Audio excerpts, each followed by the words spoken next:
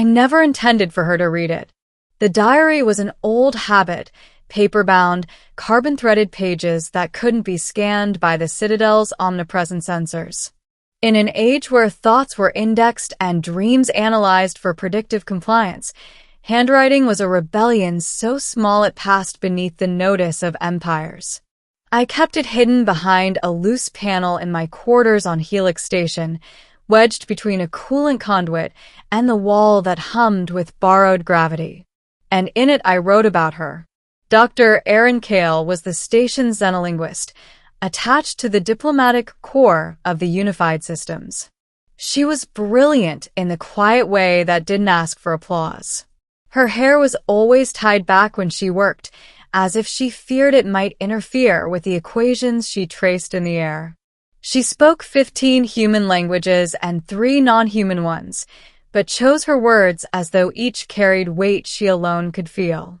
We met because the station needed a systems archivist, someone to translate the remnants of dead civilizations stored in fractured data vaults. I was good with old things, with ghosts and machines. She was good with living minds that didn't think like ours. Together, we made sense of echoes. Or so I told myself. The truth was simpler and more dangerous. I watched her. I noticed the way she paused before entering the observation ring, studying herself as the stars curved unnaturally around Helix's lens. I noticed how she smiled, not often, but fully, when a pattern resolved after days of failure. I noticed how she carried loneliness like a private gravity, invisible but constant. So I wrote about her voice in the morning briefings, about the warmth that spread in my chest when she said my name, Eli, as if it were a variable she enjoyed solving. I never meant for her to know. The day everything changed began like any other. Alarms muted to a polite chime, artificial dawn bleeding through the viewport, the station rotating with its patient, mechanical breath. I was in the archive vault, coaxing meaning from a lattice of alien symbols, when my wrist console pulsed. Dr. Kale requests your presence.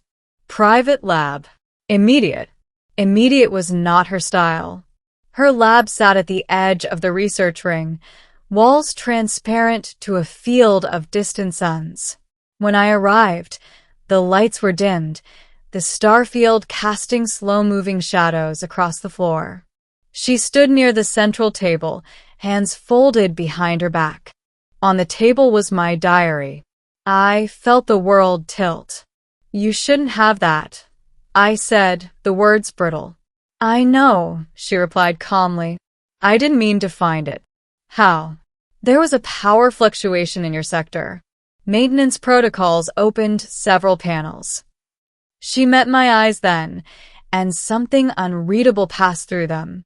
I was there to help stabilize the conduit. It fell out. Silence stretched between us, taut as a drawn wire. You read it, I said.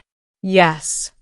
I waited for anger, for embarrassment sharp enough to cut, for the professional distance she would surely erect, polite and permanent. Instead, she said, you write as if you're afraid of forgetting. I admitted before I could stop myself. She gestured to the chair across from her. Sit, please. I did, my pulse loud in my ears. I shouldn't have continued reading, she said. But your observations, they weren't invasive. They were careful. You never assumed what I felt. You only described what you saw. I swallowed. That doesn't make it right. No, she agreed. But it makes it honest. She picked up the diary, turning it over in her hands. Where I come from, she continued, we're taught that to truly understand another mind, you must first accept that you can never fully know it. Your writing does that. You leave space for uncertainty. I laughed weakly. I didn't think you'd find it philosophical. I didn't think I'd find myself in someone else's private thoughts, she said. Then, after a pause, especially not like this. The stars beyond the glass seemed to lean closer. There's more, she said quietly. In the last entry. My chest tightened. The last entry was from the night before, written after a long shift, when exhaustion had stripped away caution. I had written about the possibility that she might never see me as anything more than a colleague, about how I had made peace with that, because watching her become herself was enough. I wrote that for me, I said. Not for you. I know, she replied, but it affected me anyway. She set the diary down and took a step closer. Eli, you are not as invisible as you think. I searched her face for signs of pity. Found none. Why are you telling me this? I asked. Because, she said, there is a cultural concept among the Khepri, a species I studied early in my career. They believe that when someone unknowingly carries your reflection inside them, you owe them clarity. To leave them guessing is a form of cruelty. I never meant. I know, she said gently, which is why I'm telling you now. She drew a slow breath, as if steadying herself. Reading your diary made me realize something uncomfortable. I have been careful my entire life not to be seen too clearly. It's safer that way. But you saw me anyway, without demanding anything in return. My voice was barely a whisper. And that's bad. No, she said. It's frightening. And rare. The station hummed around us, ancient and alive. She stepped closer still, close enough that I could see the faint scar along her jawline, a relic of a childhood accident she'd once mentioned in passing. I told you to come here because I didn't want this conversation mediated by protocol, she said, or delayed until courage ran out. My heart pounded. She reached out, not touching me, but hovering just short of my sleeve, as if asking permission without words. Come closer, she said softly. I stood. The distance between us closed, not with urgency, but with intention.